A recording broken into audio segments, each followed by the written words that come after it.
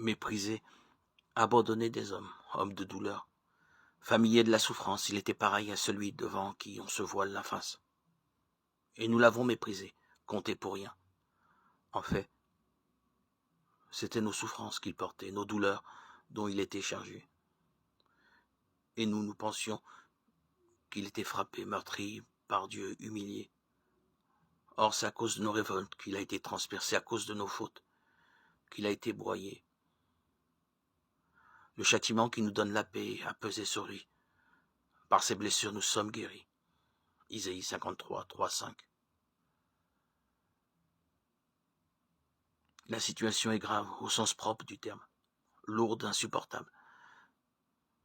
Simon de Cyrène n'y a rien fait. Nul n'est capable de soulager le poids excessif de la croix sur le dos fourbu du Sauveur et dire que ce sont nos péchés qu'il porte.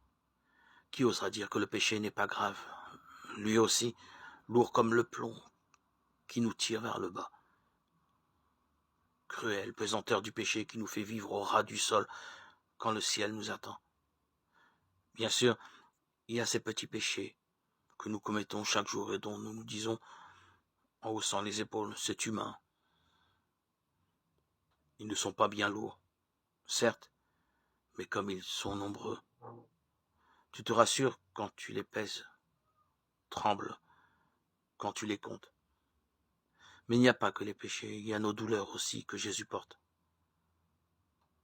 C'est pour les pauvres, les anavim en hébreu, c'est-à-dire étymologiquement les courbés, que Jésus pleure. Le dur métier de vivre nous couvre sous sa loi, et la douleur est dure avec ceux qu'elle accable. Comme elle est âpre, la vie parfois, combien de drames, de peines et de souffrances. C'est alors que, les yeux fixés sur Jésus-Christ, affaissé sous le poids de la croix, nous pouvons entendre les mots magnifiques de saint Paul. J'estime que les tribulations du temps présent ne sont rien comparées au poids de gloire qui doit se révéler en nous. Romains 8, 18.